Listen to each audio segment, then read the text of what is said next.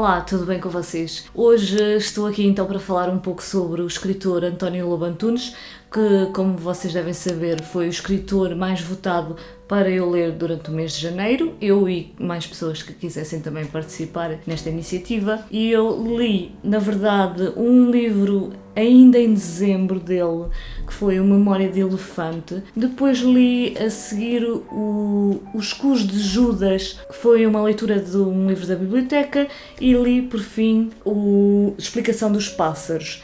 Ainda consegui na biblioteca um livro de não-ficção de entrevistas com António Lobo Antunes. Aliás, o livro chama-se Conversas com António Lobo Antunes, que foi um livro muito agradável de se ler e uma leitura muito prazerosa. Eu senti a ler aquele livro como se eu estivesse mesmo a conversar com o escritor, e a entrevistadora, nesse sentido, ela soube colocar as questões muito bem e foi mesmo agradável ler aquele livro.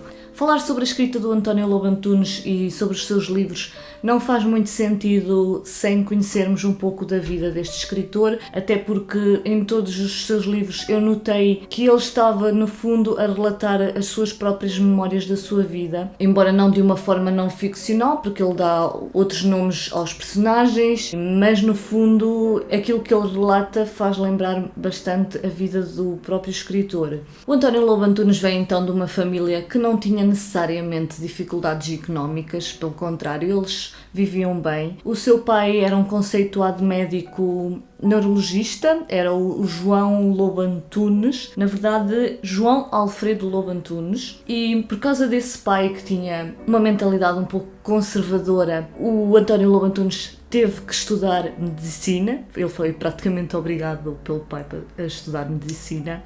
Depois, posteriormente, especializou-se em psiquiatria. Ele diz nas suas entrevistas que ele escolheu a especialização da psiquiatria por ser mais fácil, e isso também lhe dava mais margem de tempo para poder escrever, que no fundo era aquilo que ele mais gostava de fazer. Ele até comenta que começou a escrever logo desde muito cedo, praticamente assim que começou a juntar letras e a saber ler e escrever, começou a escrever os seus textos. É óbvio que ele não publicou durante vários anos, eu fiz as contas, ele tinha uns 37 anos à volta disso, quando foi publicado o seu primeiro livro, que foi o Memória de Elefante.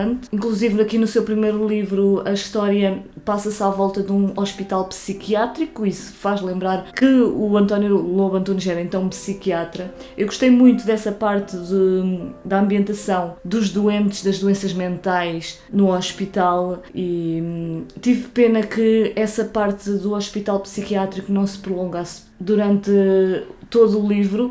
Há uma parte do livro que ele vai sair do hospital e vai a um dentista, e aí ele não volta já ao hospital, mas a escrita continua a ser fantástica, muito poética, riquíssima em metáforas. Foi um livro mesmo que me marcou, e a escrita é poética não é por acaso. Ele gostava muito de poesia e quando era mais novo, inclusive, tentou escrever alguns poemas e tentou escrever nessa forma, mas achava que não era bom o suficiente. Ele achava que não escrevia como os verdadeiros poetas e desistiu de escrever nessa forma. Mas voltando aqui um pouco ao foco deste livro, a história que é aqui contada dá a impressão que se passa apenas num único dia. Ele evoca muitas memórias do seu passado, evoca aqui o profundo arrependimento que ele tinha de se ter separado da sua primeira mulher, e de facto isso aconteceu na própria vida do escritor, que se separou da sua primeira mulher, e que, pela forma como ele fala nessa entrevista, ele amava verdadeiramente essa mulher até aos seus últimos dias, e arrependeu-se profundamente de se ter separado dela logo após a Revolução de Portugal, do 25 de Abril, e deu a entender que essa separação foi um bocado irracional, teve a ver com aquele sentimento de libertação que as pessoas tiveram naquele momento de revolução. Ele não percebe muito bem como é que ele foi capaz de se separar da mulher que amava verdadeiramente, e essas memórias estão aqui muito presentes. E apesar de não termos aqui um grande enredo neste livro e no próprio Cus de Judas, a forma de escrita é o mais saboroso do Lobo Antunes. Ele dá mais importância à forma de narrar do que à própria história, e eu vou-vos ler aqui uma passagem para vocês terem uma noção, uma pequena ideia de como ele escreve.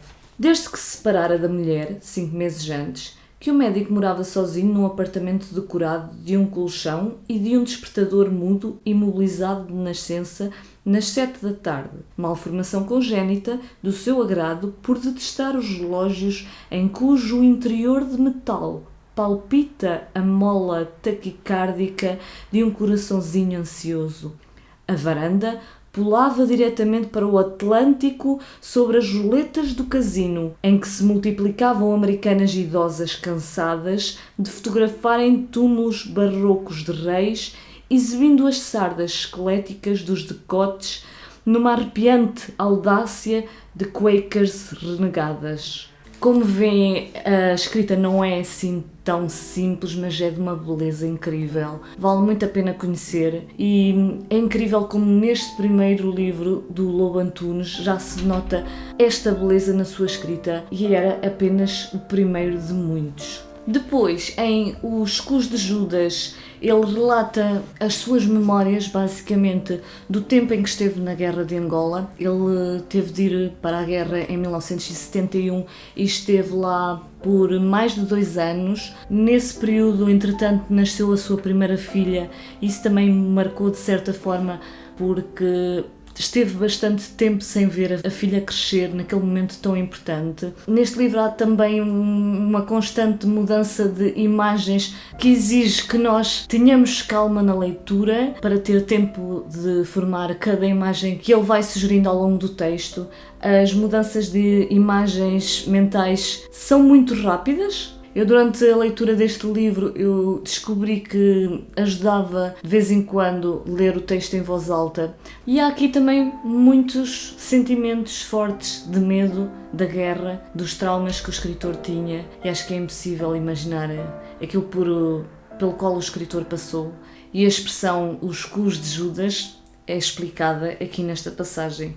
Tão limpo como o dos cavalheiros que enriqueciam traficando helicópteros e armas em Lisboa. A guerra é nos cus de Judas, entende? E não nesta cidade colonial que desesperadamente odeio. A guerra são pontos coloridos no mapa de Angola e as populações humilhadas, transidas de fome no arame, os cubos de gelo pelo rabo acima, a inaudita profundidade dos calendários imóveis. É só uma pequena amostra da intensidade do livro. Vale a pena conhecer. E não tenho mais palavras. E por último, eu vou falar também aqui um pouco então da Explicação dos Pássaros, que é um livro que também tem aqui presente o tema da morte, embora abordado de uma outra forma.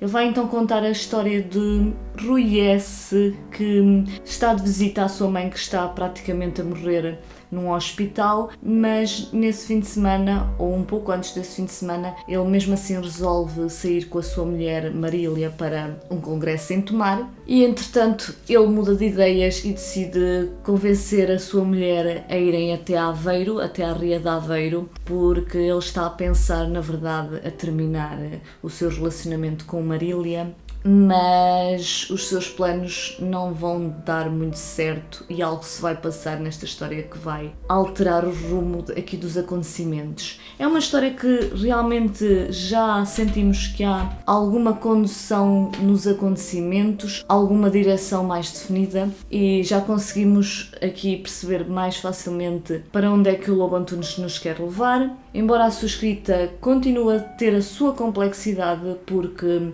pelo menos no início, enquanto eu não me habituei à escrita deste livro em específico, estava-me a fazer alguma confusão as mudanças constantes entre a primeira e a terceira pessoa, entre mudanças constantes de cenário no meio do texto e saltos temporais sem qualquer aviso prévio, mas estando um pouco atenta aos pormenores de determinados personagens e determinados acontecimentos, eu fui aprendendo a reconhecer esses saltos sem precisar desses avisos no texto e a partir daí a leitura acabou por fluir bastante bem. Gostei muito do final do livro, gostei da forma como foi descrito este acontecimento inesperado. Embora eu não ache que seja spoiler dizer-vos o que é que aconteceu, porque logo em menos de um terço do livro nós sabemos o que é que vai acontecer, porque há um salto para o futuro e nós ficamos logo a saber qual vai ser o desfecho desta história. história. Isso não estragou de todo a experiência de leitura. Mais uma vez aqui o Lobo Antunes demonstra que é a forma de narrar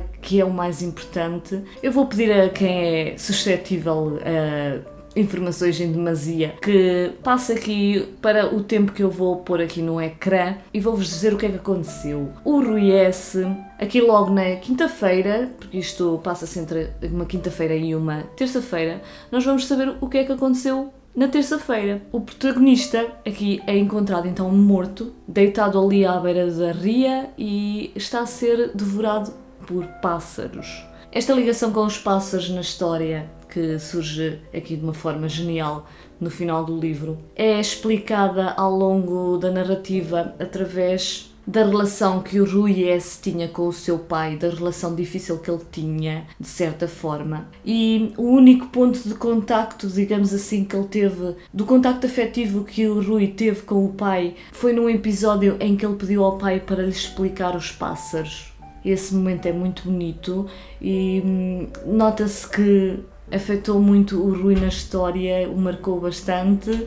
No fundo, aquilo que acontece nesse fim de semana e a resposta da Marília vai acabar por lhe mostrar que ele sempre foi um fracasso na sua vida, nunca conseguiu levar até ao fim as suas relações e é isso que vai abalar profundamente este protagonista. Gostei muito deste livro, também lhe dei 5 estrelas, assim como o Memória de Elefante. Ao Cruz de Judas dei-lhe 4 estrelas e todos estes 3 livros eu recomendo bastante. Vale a pena mesmo conhecer este escritor, tanto que eu já coloquei no meu caderninho a lista de todos os livros do António Lobo Antunes para ir lendo a longo prazo, obviamente. Eu tenho aqui em casa um dos livros dele mais recente, O Hei de Amar uma Pedra. Eu já vi alguns comentários de algumas pessoas que dizem que a melhor forma de se ler a obra do Lobo Antunes é lê-la por ordem cronológica. Este livro aqui, que eu lembro-me que uma vez tentei começar a ler e não consegui levar a leitura em diante, é de 2004, portanto ele antes disso já publicou imensos livros e eu queria perguntar para quem conhece esta obra se eu posso arriscar lê-la já ou se é melhor conhecer os livros anteriores ou se acham que eu já estou preparada para enfrentar aqui este livro. E é isso, agora no mês de fevereiro, para esta iniciativa então de ler autores portugueses, estamos a ler, ou vamos ler, o autor Richard Zimmler. Juntem-se à iniciativa se gostarem desta ideia. Não vou ler tantos livros como li para o Lobo Antunes, entretanto tive que mudar de planos, vou ler Os Anagramas de Varsóvia e é isto. Obrigada por terem assistido, fiquem bem até ao próximo vídeo.